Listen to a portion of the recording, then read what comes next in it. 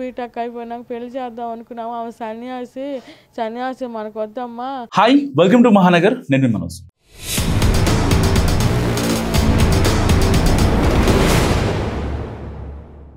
So Aghori Naga sadhu అనే ఆవిడ ఎప్పటి నుంచి వైరల్ అవుతుంది. సో ఆవిడకి నచ్చినట్లు ఎటుపడితే అటు తిరుగుతూ ఉంటుంది, ఎటుపడితే అటు వస్తూ ఉంటుంది. సో అంతా జరుగుతుంది, బాగానే ఉంది. సో ఇలాంటి నేపథ్యంలో నవంబర్ 18, 2024లో ఆవిడ మంగళగిరి వెళ్ళారు.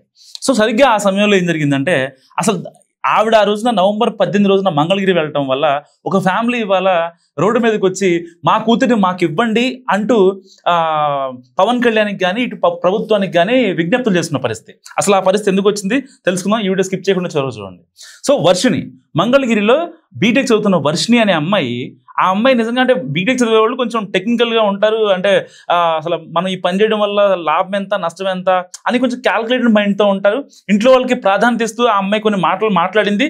ఎప్పుడైతే అఘోరి నాగసాధు నవంబర్ 18, 2024లో ఆవిడని కాంటాక్ట్ అయిందో, ఆ తర్వాత జరిగిన కొన్ని సినారియోస్ వాళ్ళిద్దరు చెప్పారు. సో రీసెంట్గా కొన్ని ఇచ్చిన ఇంటర్వ్యూస్లో వాళ్ళు చెప్పింది ఏంటంటే, లేదు ఆ రోజున ఇలా అఘోరి నాగసాధు వచ్చిన తర్వాత మా ఇంట్లో ఆశ్రయం ఇవ్వడం జరిగింది. అప్పుడు కూడా మా అమ్మ నాన్నలు అఘోరి నాగసాధుని అమ్మని మంచి చూస్తున్నారు. సో ఇప్పుడు ఇదంతా మా ఇద్దరిని లవర్స్ అని, లేకపోతే మేము హగ్ చేసుకుంటున్నాం అని, ఇలాంటి డిఫరెంట్ రూమర్స్ పుట్టిస్తున్నారని చెప్పి వర్షిణి చెప్తున్న పరిస్థితి. వర్షిణికి నాకు ఒక చిన్న రిక్వెస్ట్ యాక్చువల్లీ ఏంటంటే, ఇన్నాళ్ళు నిన్ను మీ అమ్మ నాన్న పెంచారు.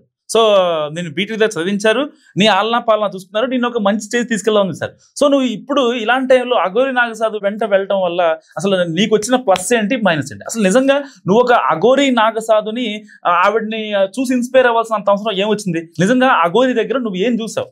సో నిజంగా ఆవిడ సరే సనాతన ధర్మం అనో ఇంకోటి చెప్తుంది, ఆడపిల్లల కోసం పోరాడుతుందనో అని ఇంకోటి చెప్తున్నప్పటికీ, కానీ ఆవిడ వెళ్లే క్రమంలో ఎన్ని ఇబ్బందులు పడుతుంది, ఎంతమందిని నొప్పిస్తుంది, లేకపోతే ఒక సంఘ విద్రోహ శక్తిగా ఇవాళ అఘోరి తయారైంది అని అనడంలో ఏమాత్రం సందేహం లేదు నిజంగా. ఎందుకంటే ఆవిడ కన్యాకుమారి నుంచి కాశ్మీర్ వరకు తిరుక్కుంటూ బట్టలు లేకుండా, ఏ నాగసాధువు అయినా సరే బట్టలు లేకుండా ఇప్పుడు మనం ఎవరిని చూసామా? నేను మగవాడినే, లేదు నేను ఆడదానిగా మారాను అని చెప్తుంది. నిజంగా నా బ్రెస్ట్ ఇలా ఎందుకు వచ్చింది, ఇలా అంటే ఒక వల్గర్ కాన్సెప్ట్ ఆవిడ అందరి ముందు జనాల ముందుకు వచ్చి ఇవాళ నాగసాధు అంటే ఒక అర్థాన్నే మార్చేసిన వ్యక్తి నిజంగా ఈ లేడీ అఘోరి అని చెప్పాలి. సో ఇలాంటి ఆవిడ వెనక వర్షిణి వెళ్ళిందంటే అది బుల్షిట్ రీజన్. ఎందుకంటే వర్షిణి ఇప్పటికే చాలా మంది దగ్గర కోచింగ్లు అవి తీసుకుంటుంది.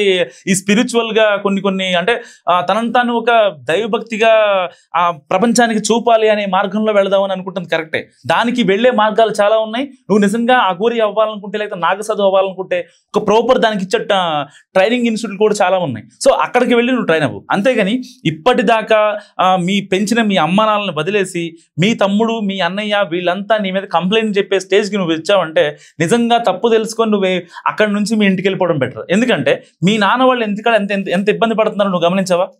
నిజంగా ఆ రోజున నవంబర్ 18 రోజున నువ్వు అఘోరి నంబర్ తీసుకోకుండా ఉంటే ఇవాళ ఈ పరిస్థితి వచ్చేదా?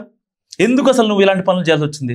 ఇప్పటిదాకా వర్షిణి మ్యాటర్ చెప్పాను, ఇప్పుడు అఘోరి గురించి మాట్లాడుకుందాం. అఘోరి చెప్తుంది ఏంటి, వర్షిణిని మీరు వచ్చి తీసుకెళ్లాలంటే తీసుకెళ్ళండి, నాకు ఇబ్బంది ఏం లేదు.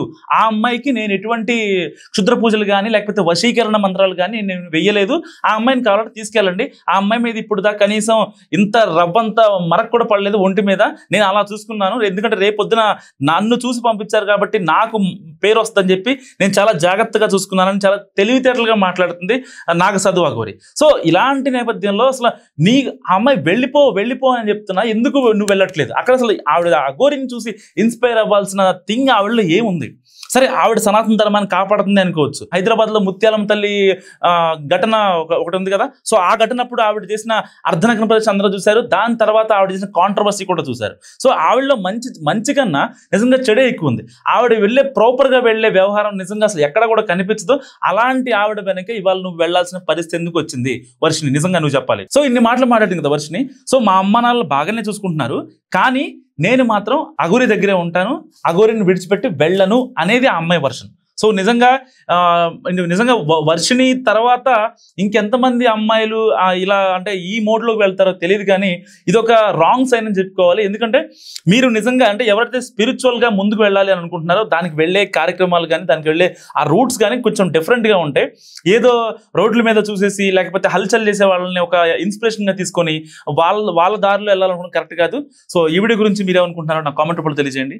చూస్తూనే ఉండండి మహానగర్.